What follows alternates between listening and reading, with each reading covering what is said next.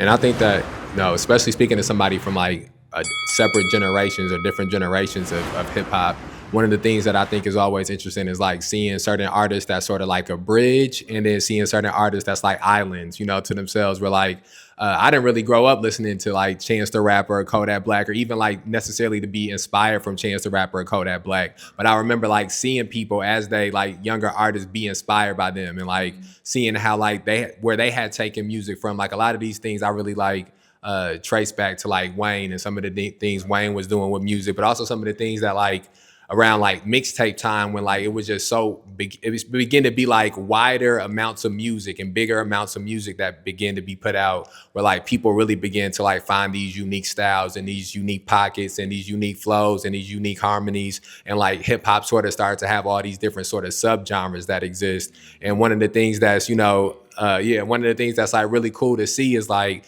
to see like what some of those subgenres have like manifested into, like, and to see some of the places that like the younger artists have sort of taken some of these different things too. And I do really hear that when I listen to your music, like especially like each project more and more like has become more and more unique. More and more where like you can't go listen to just somebody else projects or somebody else music and come away with the same feeling that you get listening to your music. Like more of your personality and your story, and your presence like is in all the music. And I think that's really one of the things that like separates, like rapper from an artist to me, and I don't think there's nothing wrong with being a rapper. Like I think that like all these different things are like their own unique things. Like the same way where like it's some specific things you have to do as a battle rapper that makes you like be like check the boxes as a battle rapper, that you can't really use those same things when it comes to like just rapping on a song, and the same thing when it comes to like being a artist. Like the same thing, some of the people that's like the best artists might not necessarily be the greatest rappers. Like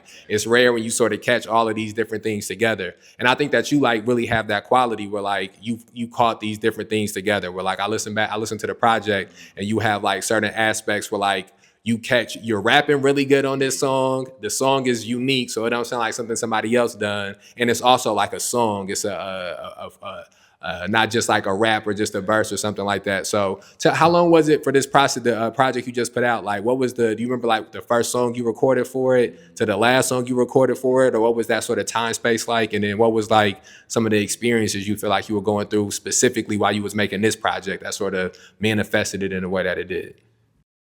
Man, you know, I want to start off at the first point you brought up, which is the evolution of the music.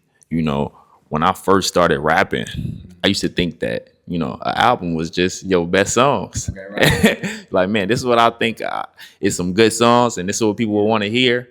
You put it out. Yeah. And it's crazy because people was like, that's good music, but it didn't tell my story. When I listen to my old albums, I look at it like, it's just music, but it didn't have a meaning to it.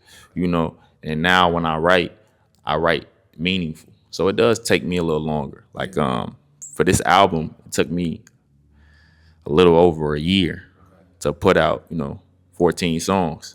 But to me, that means more, even though I could make 14 songs in 2 weeks, Right. it don't got the same meaning. Right. And my favorite part about the writing the album is the fact that the feeling that I was feeling in March is not going to be the feeling that I'm feeling in December. Right. Yeah. So when December come around and I'm telling this side of the story, Right. it's the same story or a part of the same story, but it's from a different lens. And it's like we all in the same room. Somebody is on the first floor, somebody's on the fifth floor, and somebody on the penthouse suite. We all see different things. So when you hear the album, you like, dang, I just heard it from this perspective. I heard it from this perspective. And Love is Duty. That album is about, me being Muslim.